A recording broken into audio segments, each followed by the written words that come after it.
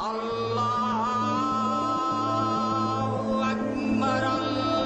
condemned young 13-year-old was beaten, rejected, and ultimately banished from Islamic school by his Quranic teachers. The Imam issued a decree that he was not to be spoken to, even by his own family. Abdul's only sin was that he was asking too many questions in his search to know more about God. Lost and alone, he contemplated suicide as he walked a South Asian road. Despite thoughts of ending his life, that day's journey marked an exciting new beginning. It was a hot May day. I was coming home about noontime. The temperature was about 100 degrees and we had 84% humidity.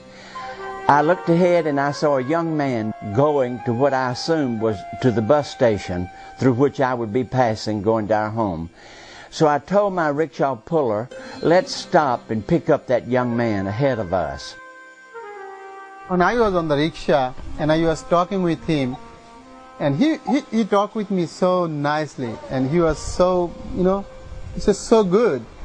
And I had a feeling, how? I'm a condemned man, nobody wanted to talk with me. And this man, why he's so good to me?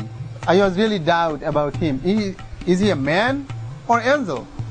So when I was sitting on the rickshaw, and now and then I was touching his hand to be sure he's a man. By day's end, Tom and Abdul had struck up a friendship. At a later encounter, Tom gave Abdul a Bible. Several nights of intense study of God's Word led to Abdul crying out to God for salvation through Jesus Christ. After Abdul became a Christian, he told his family about this, and of course, like all the neighbors, his father and brothers were very upset. He was put out of his home. His father joined in with the community and beat him, and this caused Abdul to leave home. After many years away from home, Abdul heard God calling him back to the village of his youth. Once home, he encountered a childhood friend. His banishment from home still firmly in place, Abdul went to stay with this friend. And I had my Quran and my Bible with me, and every night I share with him. Every night. Within 3 months he has a big sense, and he is ready to receive Christ, to take baptism. And then his parents understood that. They was very upset with me. In afternoon, they forced me and they took me to their field. When they're playing the soccer ball, they took me there and they tied my hand side. And they was asking me question about Jesus. And somebody started to kick me with their boot. And somebody was boxing me.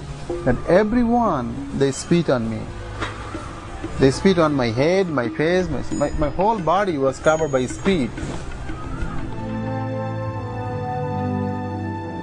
When Jesus was crucified there and said, Father, forgive them that do not know what they are doing. I had the same vision because they do not know what they are doing. And I was praying for them. I says, please God, help them to understand.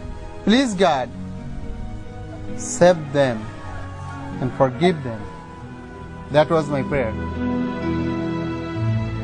Left for dead, Abdul's friend, his new convert, came to his aid and released him from his bonds. He then begged Abdul, despite the torture he had just witnessed, to be baptized. Next morning, it's about 9 o'clock. It's like an open place. I took him there and I baptized him. And after his baptism, I says, God, thanks God, thank you. Yesterday afternoon, I was beaten up in this village and I was only one. I was only one Christian in this village. But today, we are 2. Tomorrow, we can be 200. Day after tomorrow, we can be 2,000, God, if you want it. Yes. I think God listened. He had listened my prayer that day.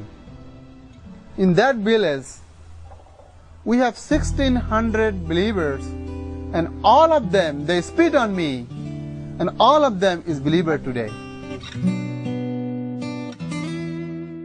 Through Abdul and through the movement, the people that he's led to the Lord, I understand there are 280,000 converts who have been baptized.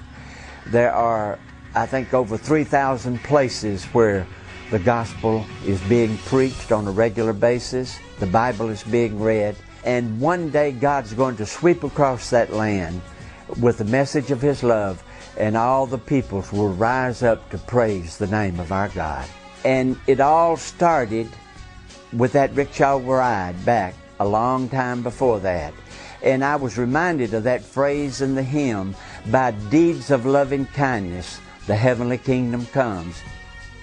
Simple gestures led to miraculous results. 2 country boys, one from Mississippi, one from South Asia, met on an earthly path and embarked on a heavenly journey.